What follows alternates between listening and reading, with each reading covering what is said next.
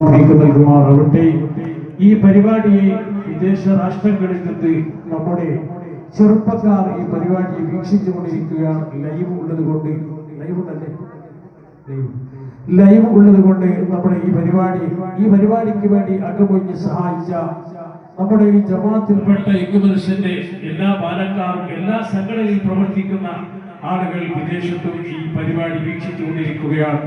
അള്ളാഹു അവർക്ക് അർഹമായ പ്രതിഫലം നൽകി അനുഗ്രഹിക്കുമാറാവട്ടെ.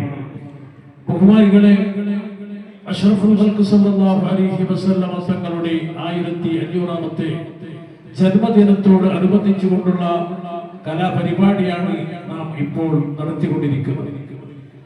നാടിന്റെ നാനാഭാഗങ്ങളിൽ ഇതുപോലെ പരിപാടികൾ നടത്തിക്കൊണ്ടിരിക്കുകയാണ്.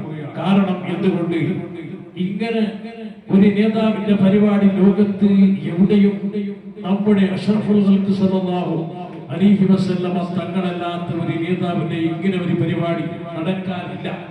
കാരണം അല്ലാഹുവിന്റെ റസൂൽ സല്ലല്ലാഹു അലൈഹി വസല്ലം തങ്ങളുടെ മദ്ഹുകൾ എത്ര പാടുതോറും മനുഷ്യനിക്ക് ടേസ്റ്റ് കൂടുകയാണ്, ലദ്ദത്ത് കൂടുകയാണ്, രസം കൂടുകയാണ്, ഇഷ്ടം കൂടുകയാണ്, മഹബ്ബത്ത് കൂടുകയാണ്, ഇഷ്ക് പ്രേമം കൂടുകയാണ്. അങ്ങനത്തെ ഒരു നേതാവ് നമ്മുടെ അഷ്റഫുൽ ഖൽഖ് സല്ലല്ലാഹു അലൈഹി വസല്ലം തങ്ങളല്ലാതെ ലോകത്ത് ആരും ഇല്ല. സല്ലല്ലാഹു അലൈഹി വസല്ലം തങ്ങളുടെ പ്രതിമ സ്ഥാപിച്ചതായിട്ട് ഇല്ല, ഇനി സ്ഥാപിക്കുകയും ഇല്ല. കാരണം നബിതങ്ങളെ മദ്ഹ് ചെയ്യാൻ, അവിടുന്ന് സ്മരിക്കാൻ ഒരു പ്രതിമയുടെ ആവശ്യമില്ല. അതാണ് നമ്മുടെ നേതാവ്. നമ്മുടെ നേതാവ് മറ്റുള്ള ആളുകളുമായിട്ടുള്ള വ്യത്യാസം അതാണ്. പരിശുദ്ധ ഖുർആൻ തന്നെ പറയുന്നല്ലോ, വമാ അർസൽനാക ഇല്ലാ റഹ്മത്തൻ ലിൽ ആലമീൻ.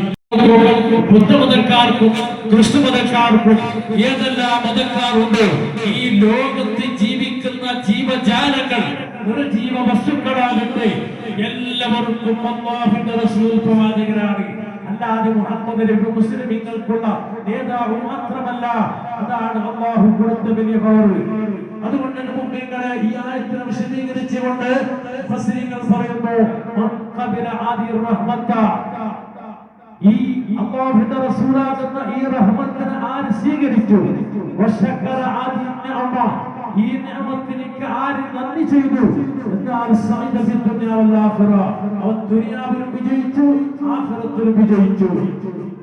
അതാണ്